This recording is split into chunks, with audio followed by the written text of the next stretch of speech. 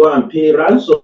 If you notice what happens now, efforts are not even being made by the CBN so that monies for ransom for kidnap can be tracked, maybe by marking it in a different way. What you they tell the victims most times, the security agencies, is for the victim to negotiate better and go and pay. So if you have any relative that is kidnapped, you don't even want to go to the route of wanting to mark the currency you are using to pay for ransom. They don't have that time. So what this is showing is that the government agencies are looking for soft targets. NSAS protesters happens to be their soft targets. And freely blocking their account is one of the means to tell you that they are going after them. They are not really interested in negotiating or dialoguing. Already they've started arresting the ones and arrest. You have a magistrate that will remand them in prison custody till January when you know that we are in a festive mood. He couldn't have gone on vacation so early. He could have granted them bail so that the matter can be heard by January. But they proceeded to remand them, some of them. Look at it that we prioritize the protest wrongly. Emphasis and on focus is being given to it when you have bigger challenges before they may be deviling the country and nothing is being done. So, yeah. Taken for a ride, you do your criminal. Oh dear. It looks like I may have to reconnect with him again. But there are many areas and gaps to this conversation as well that one would want to explore. Barrister Taminu, I was going to ask you this: is crowdfunding, as which is a system in which different people come together, put their money together for a goal, whether that goal is just for a social event or for a social cause or social purpose.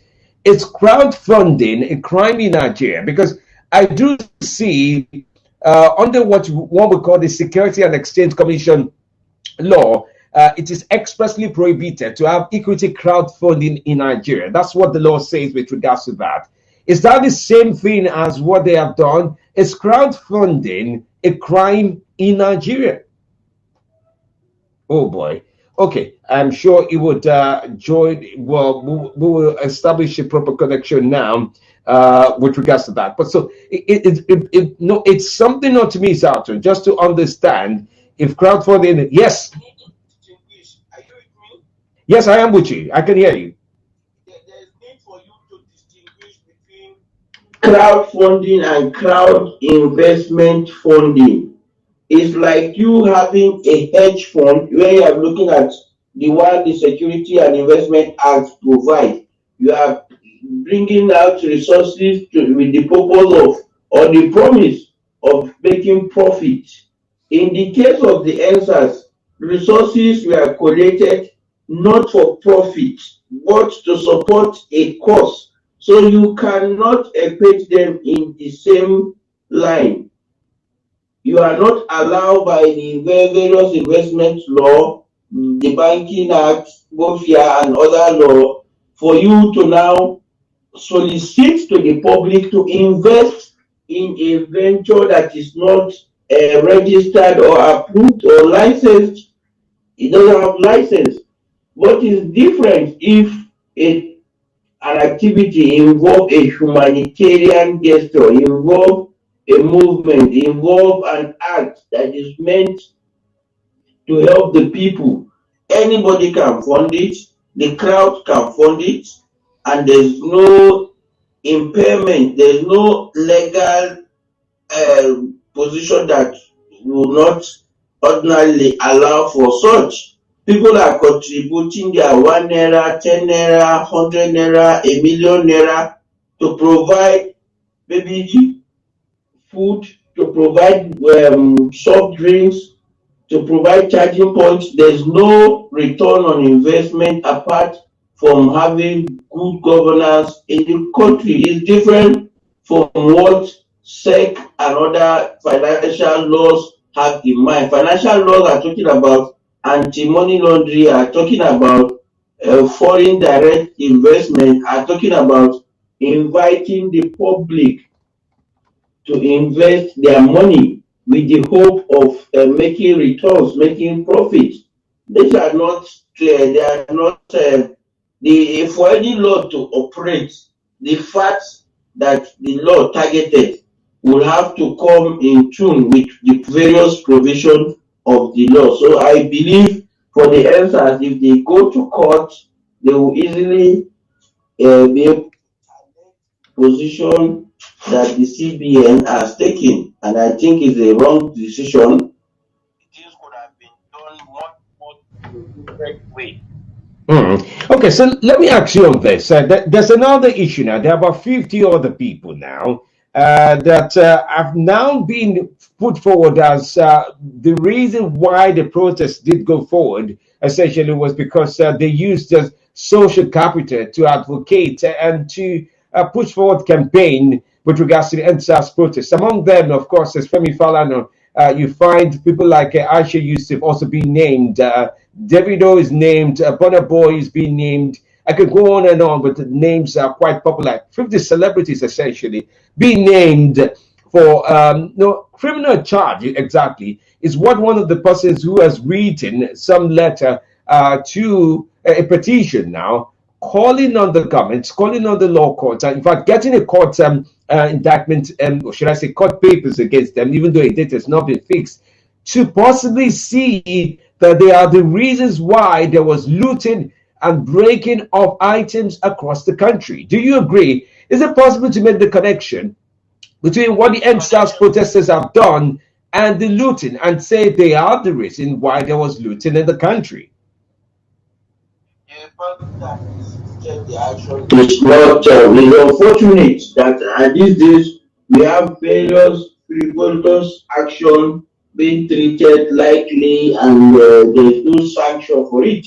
In other crime, other advanced crime, lawyers are sanctioned on a daily basis for either filing or defending frivolous litigation.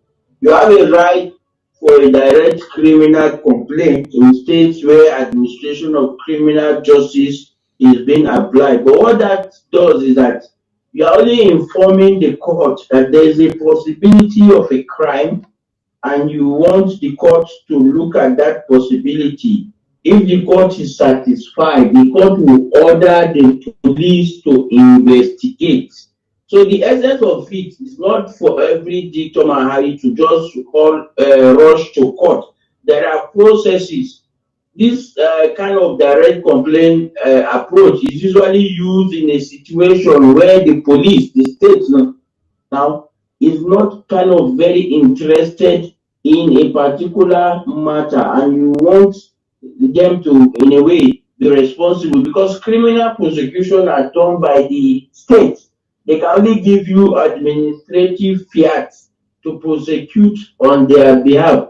And if you are prosecuting, you don't go to court while you are still investigating and you want to prosecute.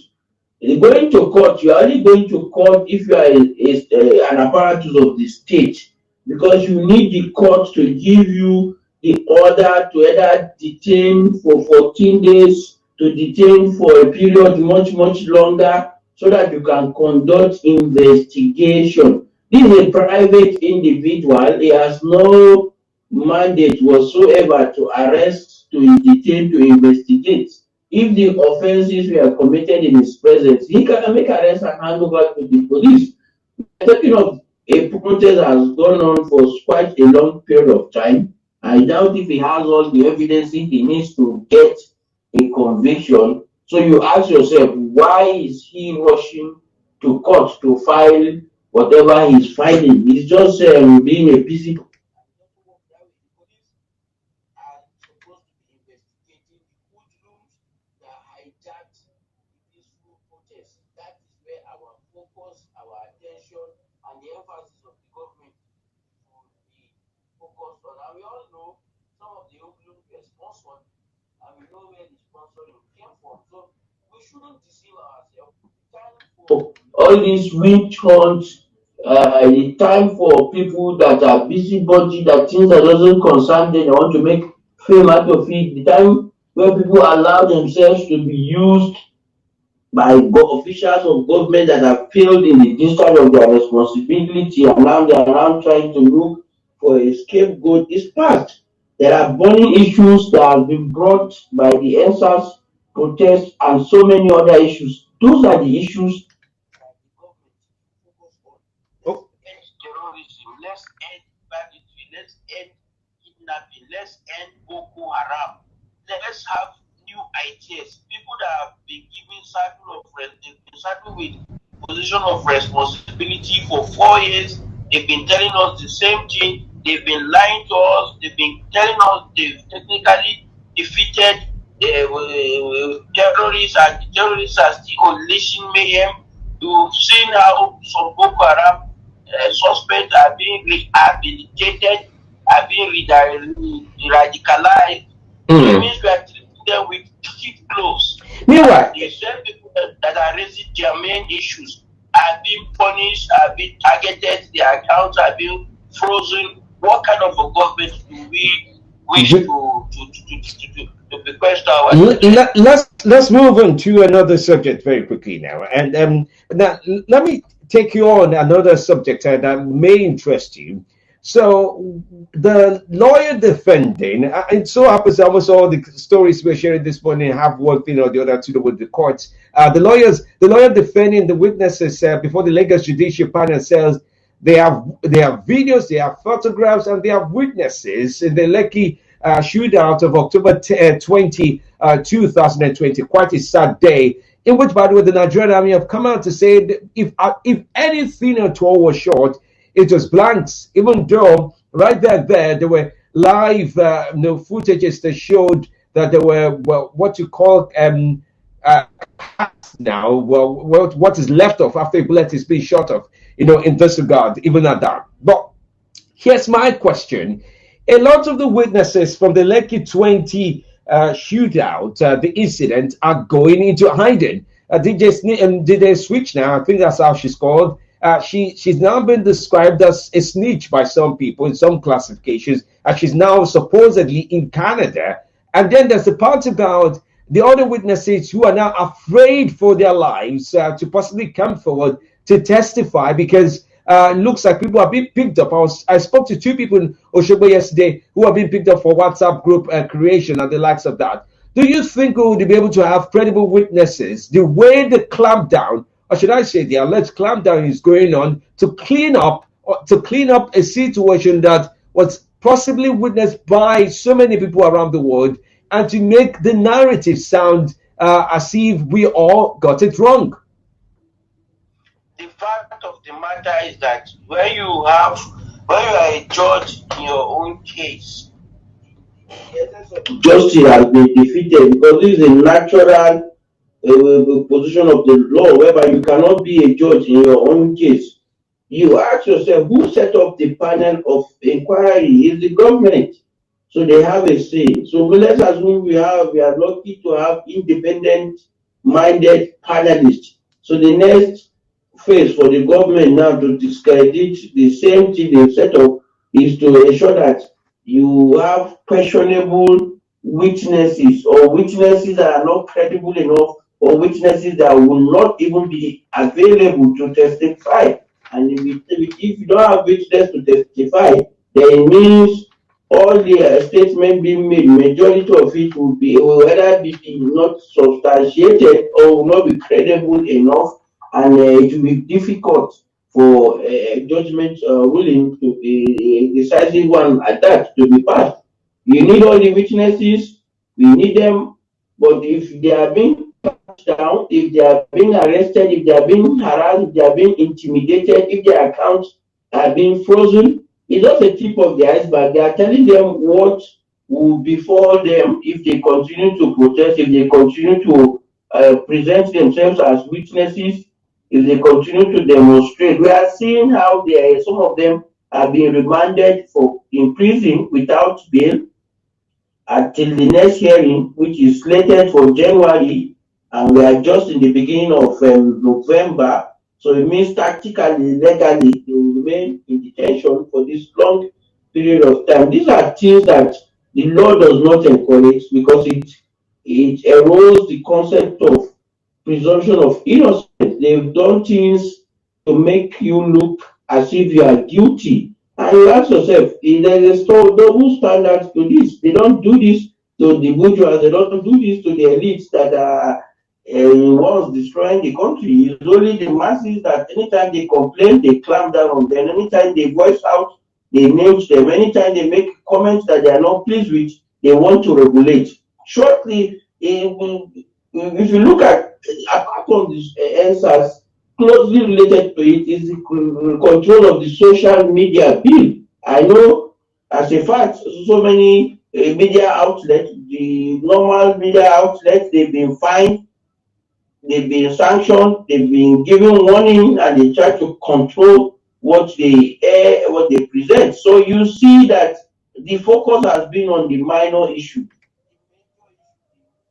Because nothing has been done about it. Why they think that they are going after those people that do it, but nobody has said anything about those Let's leave it let's leave it at that this morning, and just because we're pressed for time and we've got to take on some few things. Thank you so much, Barrister Abubakar Taminu, for joining in on the show this morning. So grateful to you. Thank you for your time once again. Thank you for having me always. All right, stay with us right here on that journey for that 5.1. Now, there's more to come on the show. Wait, did I tell you that I've given out 1,000 naira? I have another like 3,000 naira recharge card to give, then 10k to give, 5k, 5k, yeah, all over the. In fact, I'm doing like the way Debbie used to do when she's in a very good mood. All right, stay with us. We'll be back after now. How do I switch? This is Nigeria Info. Info. For your kids' bright smile, protect their teeth. How do I do when I'm in the mood? Maximum cognitive protection. It's going to finish now. Okay, I don't have 8 o'clock. Okay. Oh, but I have news update. Yes. So let me take this one. Breaking news. This is the news update. Yes, sir. How is it, sir? So sorry. Yeah. How's everything? Yes. I was hoping to get you for that this morning. In the news update at 8, a human rights activist, Kenechukwu Okeke, has filed a criminal complaint against 50 persons, including musicians Burna Boy, Tiwa Savage, Davido, and the senior pastor of Daystar Christian Center, Sam Adeyemi, for their roles in the #EndSARS protests that took place nationwide in October. Okeke sued them before a chief magistrate court in Abuja on Tuesday. In the suit brought before the court, he is asking that the defendants who promoted the protests to be brought to justice for allegedly destroying his properties. In his supporting affidavit, Okeke claimed that the defendants, using Twitter and internet web source, played active roles in the #EndSARS protest, which later became violent and thereby committed an offense punishable under Section 97, subsection 2 of the Penal Code Act. C-53 laws of the Federation of Nigeria 2004. No date has been fixed for the hearing of the suit. Other defendants listed in the suit are musician Folari Falana, popularly known as Falz, and social media comedians Debo Adebayo, fondly addressed as Mr. Macaroni, and Miriam Akpog Kagi, also known as Taoma. Others include Peter and Paul Okoye, Innocent Idibia, also known as Two-Face, Bankole Wellington, popularly known as Banky W, Tiwa Savage, Michael Ajere, known as Don Jazzy, and Yemi Alade, amongst others. The Accident Investigation Bureau of Nigeria has revealed plans to sign memorandum of understanding with relevant stakeholders in the aviation sector to enhance the operation of the agency. The Commissioner and Chief Executive Officer, Akin Olateru, made the revelation at the Nigerian Aviation Workshop Symposium 2020 in Abuja on Tuesday.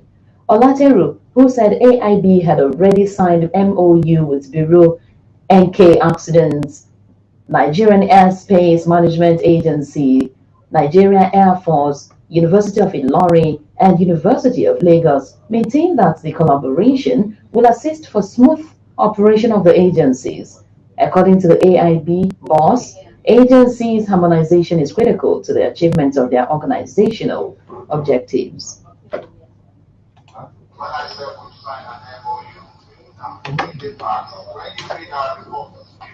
Accident occur maybe 6 October, but AID will be notified maybe 3 days late. All that is history because we have a standing MOU with HAMA and we have to get a maximum cooperation from HAMA. They notify us from this is part of the whole lesson of agencies coming together and our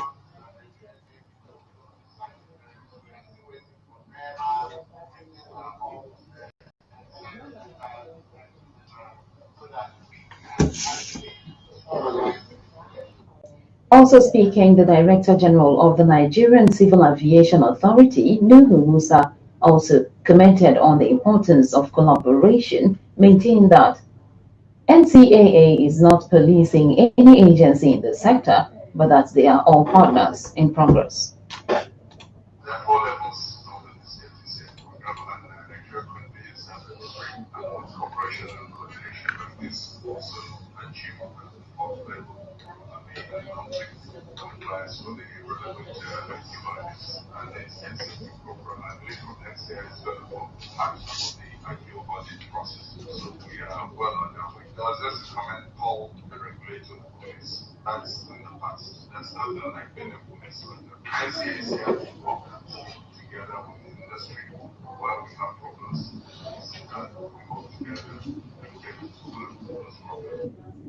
And moving on, Delta State Governor Ifeanyi Okowa on Tuesday expressed optimism that the state's security outfit, Operation Delta Hawk, would commence operation before the 2020 Yuletide. The governor made this known at a meeting with traditional rulers and religious leaders at the Unity Hall, Government House, Asaba, and said that necessary equipment to make the outfit operational had been procured. He explained that the process of establishing the security outfit took a while because he wanted to ensure that everything was put in place, adding that the outfit would tackle kidnapping and other violent crimes, including farmers' herders clashes.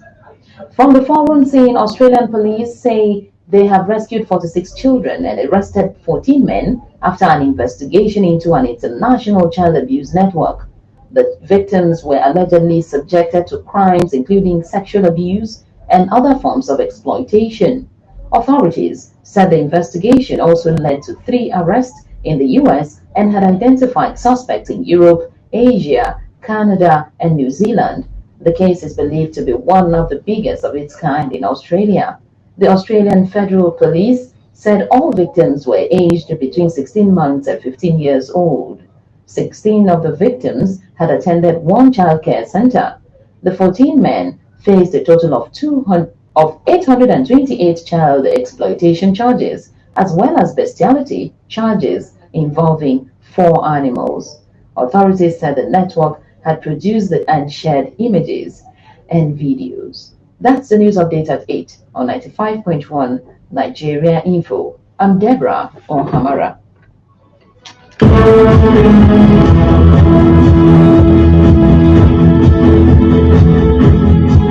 This is Nigeria Info. So watching your favorite comedy videos, are you a giggler, a snorter, a faller, or maybe you are all of the above? Whether it's comedy, football, Nigeria movies, cooking, learning, or drama, go from one video you love to another on YouTube. With the new video data bundle from MTN, enjoy even more affordable, longer hours of video content. Just text YouTube to 131 now. With YouTube, now you go tired.